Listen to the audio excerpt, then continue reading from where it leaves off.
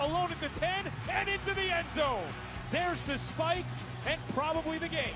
It will be Folk with the approach. He bounces it off the turf far side of the field, out of one player's hands, and picked up by the Jets. New York recovered at the New England 46. Brandon Marshall recovered for the Jets. Jets are going to try to hurry the clock at 5 seconds in 4, 3 seconds in 2. Fitzpatrick under center with 1 second. He clocks it, and a flag comes down. Full start.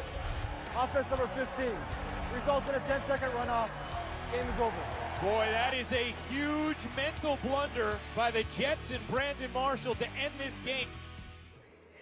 The Jets didn't make it easy for New England in Foxborough. It was a one-score game, but the Patriots stayed perfect at 6-0 for the third time in the Brady-Belichick era.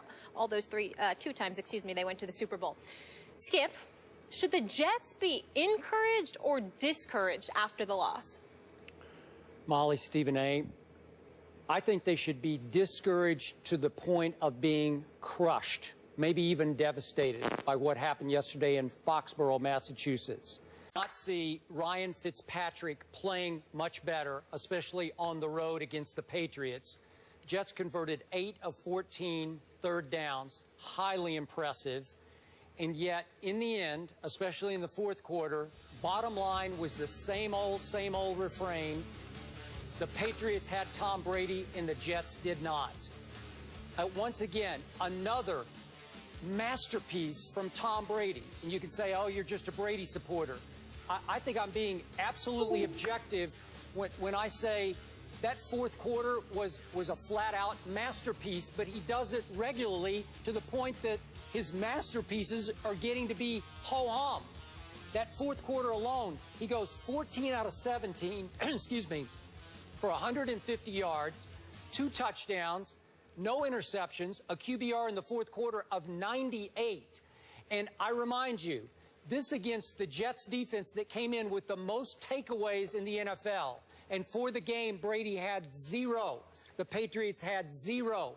Brady was functioning without little Dion Lewis, who's been a godsend, as you well know. He's been the spark plug for this offense, running and short catching the football, swing passes, anything out of the backfield to keep the defense honest.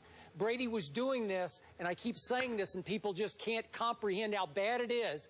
He's doing it behind an incredibly inexperienced, makeshift offensive line down to its third-string left tackle. That is phenomenal. Tom Brady continues to move and groove in the pocket in ways that are completely underrated and underappreciated. So in the fourth quarter, Stephen A., the key play of the game was reminiscent of the key play of the game against the Seahawks in the Super Bowl. 3rd and 17. Remember this one? 3rd and 17 at the 27. They're backed up. It looks like the Jets are in control. They're up 20-16. 10 minutes and 46 seconds left in the fourth quarter.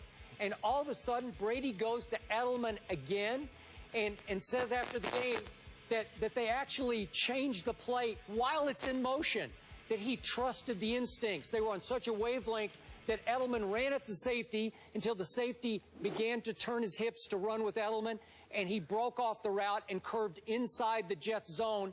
And as Edelman curved, the ball's already right there. It's a phenomenal throw and catch, but it's more phenomenal mentally than physically. And the Jets are like, well, we just can't beat that. We're really good. We got Darrelle Revis, and you don't. We got Cromartie, and you don't. We got Buster Skrine. You probably don't even have Buster Skrine on your side, and we can't beat that. So in the end, Tom Brady, who is the baddest man on the planet, proved once again he's the runaway MVP. He might be on his way to having his greatest year yet post-Deflategate. Your thoughts? Skip Bayless, on this particular Monday afternoon, I can't disagree with a word you said. I mean, it was so phenomenal what I saw yesterday in that fourth quarter by Tom Brady, that if you sat up there and called Tom Brady a bad man, I wouldn't say a word. That's how phenomenal it was. It was a sensational performance. I remember watching this game, watching Tom Brady repeatedly have max protection, because if you're thinking about it, you got to remember they had like 18 offensive players dressed yesterday. 6 of them were offensive linemen. You throw the ball 50-plus times because what you're going to do is wear down the pass rushers that are coming after you. If you drop back to pass 50-plus times, Skip, they're going to be too exhausted at some point to really come at you when the game wanes because they're simply not going to have the legs to come at you as ferociously as they normally would. And then all of a sudden you sit up there and on your right side, you let the Jets come from their left and bring an all-out blitz your way, and then you let Gronkowski go. They have no coverage whatsoever. Gronkowski's wide open. He catches a touchdown pass, one of his 11 receptions for 108 receiving yards on the afternoon. I'm also thinking about the fact that despite those numbers and despite Brady's greatness, Skip Bayless, there were 11 dropped passes by the New England Patriots. 11. And 6 of them came from Brandon LaFell, who was back, obviously. This guy was clearly rusty. He wasn't himself. They were dropping one pass after another from Brady. And for him to sit there and just continue to come alive the way that he did in the fourth quarter, I can't say enough about him. And then when you consider the fact that I pointed out the play with Gronkowski, combined with the play you pointed out with Amendola, you know, that catch by Edelman, which was big time. You know, you just look at these kind of things, Skip, and you're just saying, you know, 2 hours before the game, you're hearing that there were plays that they were changing, that they were implementing new plays literally 2 hours before the game. So it's a tribute to Brady. It's a tribute to those receivers, their willingness to work together religiously so you're in sync mentally as well as physically with one another. I just can't say enough about it. You're the Jets. You should be discouraged. And the reason why you should be discouraged is because what if those passes had been completed before this game?